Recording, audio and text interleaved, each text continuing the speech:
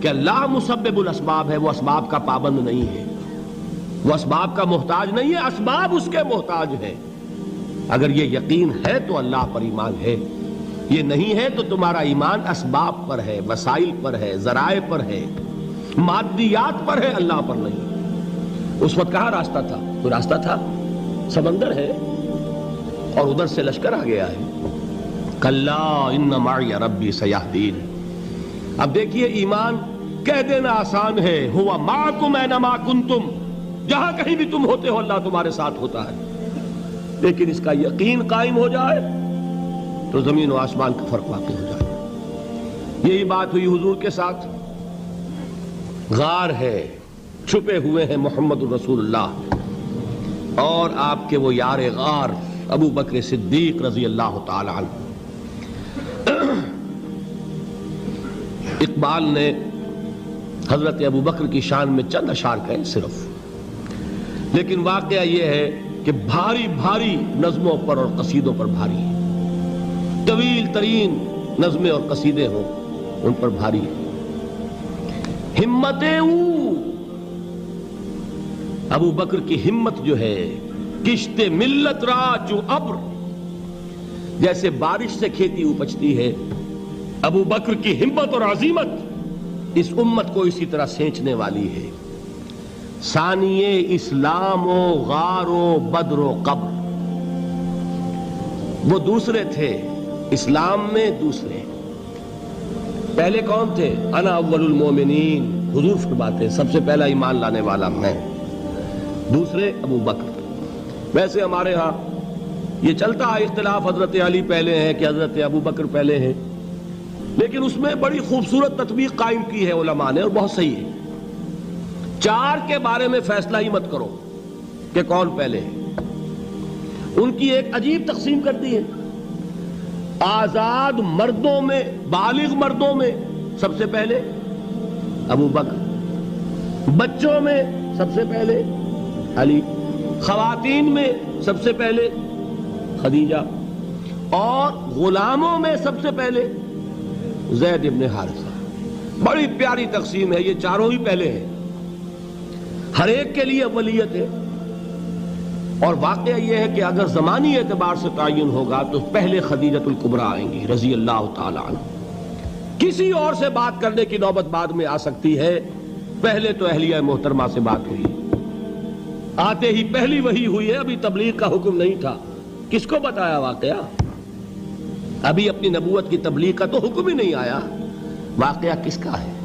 وہ خدیجہ کا ہے۔ جب کہا ہے کہ خشیت علی نفسی، مجھے اپنی جان کا اندیشہ ہے، تو کیا جواب دیا خدیجہ نے رضی اللہ تعالی عنہا؟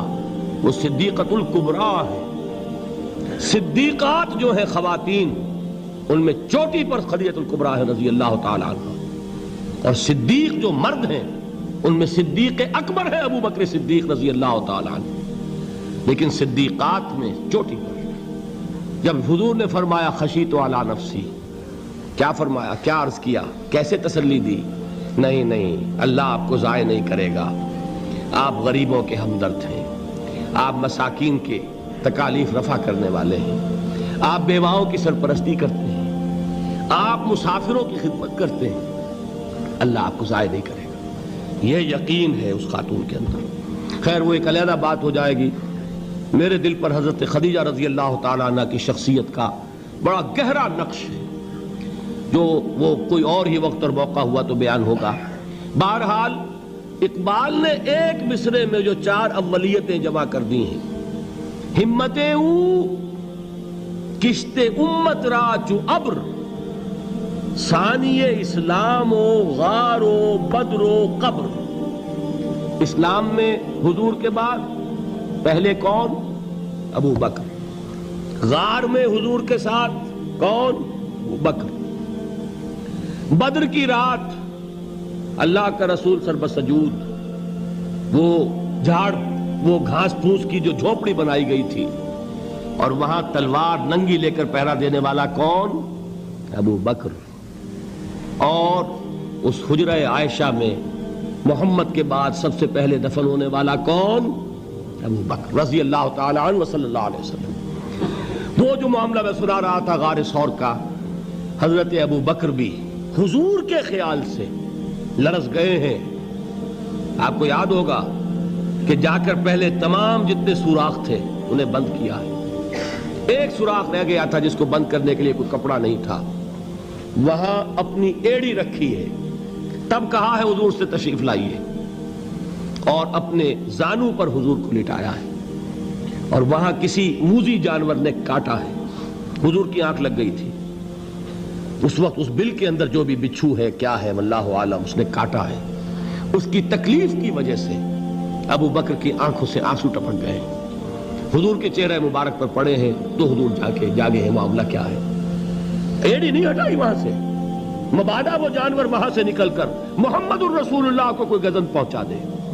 ابو بکر کی ایڑی ہے, جس طرح چاہے کھا لے, ختم کر دے, جان نکل جائے تب کوئی آنچ آئے محمد پر تو آئے, لیکن جیتے جی نہیں. وہ ہے ابو بکر. حضور کے خیال سے اس وقت حضور نے پھر اپنا لعاب دہن لگایا ہے, اور اس سے پھر آپ کی تکلیف ختم ہوئی. جیسے خیبر میں حضرت علی کی آنکھ دکھ رہی تھی, اس کو جو شفا حاصل ہوئی ہے وہ بھی حضور کے لعاب دہن سے ہوئی. تو بہرحال اس وقت انہوں نے کہا ہے کہ اے نبی یا رسول اللہ, اگر اس وقت ان میں سے کسی نے غیر ارادی طور پر بھی اپنے قدموں کی طرف جھانک لیا تو پکڑے جائیں گے.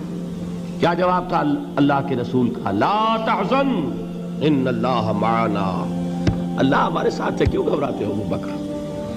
یہ ہے ایمان باللہ, میرا مالک اللہ, میرا رازق اللہ, میرا محافظ اللہ, میرا مددگار اللہ, میرا پشت پناہ اللہ, میرا دوست اللہ.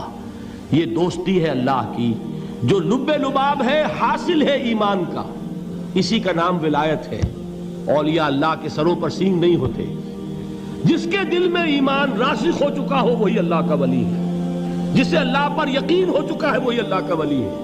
جسے یقین ہے اللہ میرے ساتھ ہے, میرا مددگار, میرا پشت پناہ, میرا ساتھی, میرا دوست, میرا محبوب, میرا محب. اللہ اہل ایمان سے محبت کرتا ہے. واللہ یحب الصادقین.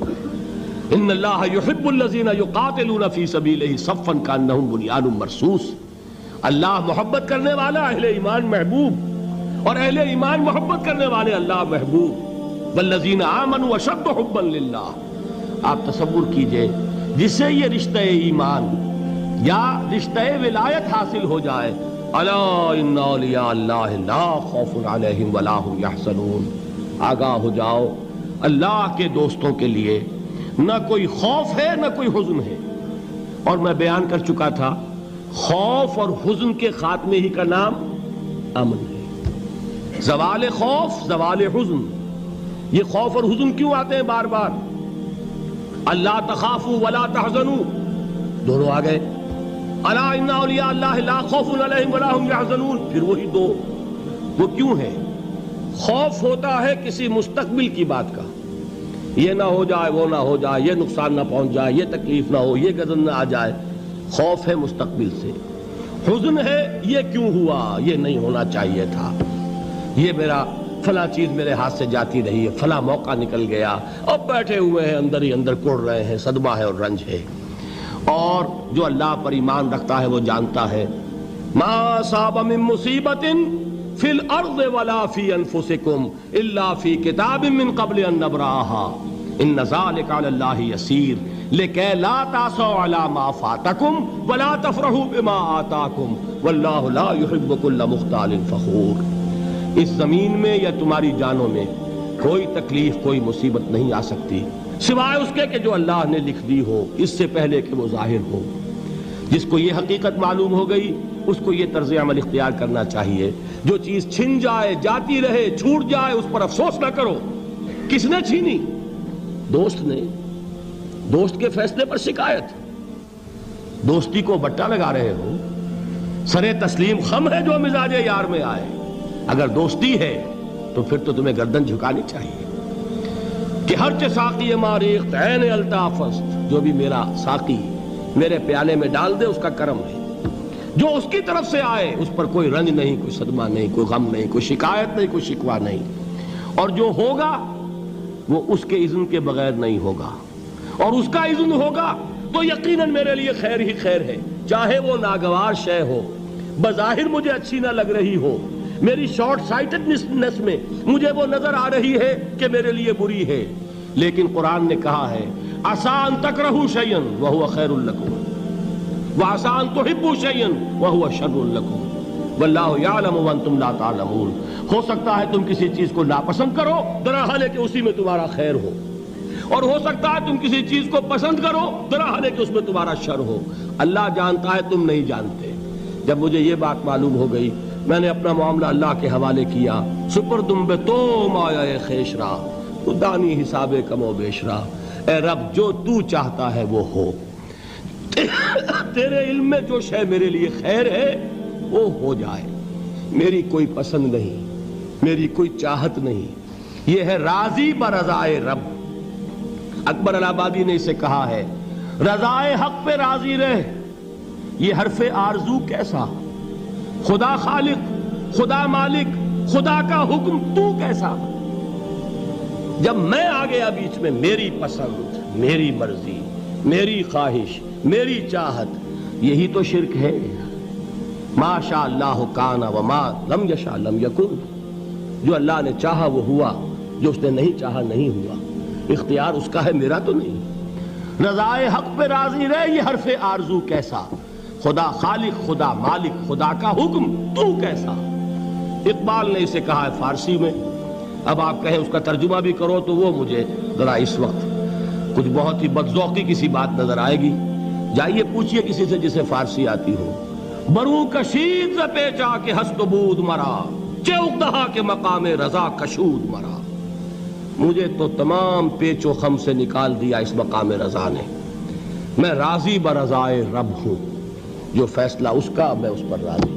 تو کہاں کا حزن اور کس کا خوف، یہی زوال حزن اور زوال خوف، یہی ہے امن، یہ نتیجہ ہے ایمان کا۔ تو جان لیجئے یہ ہے لب لباب، یہ ہے حاصل ایمان کا، یہ ہے تو ایمان ہے، یہ نہیں ہے تو ایمان نہیں ہے۔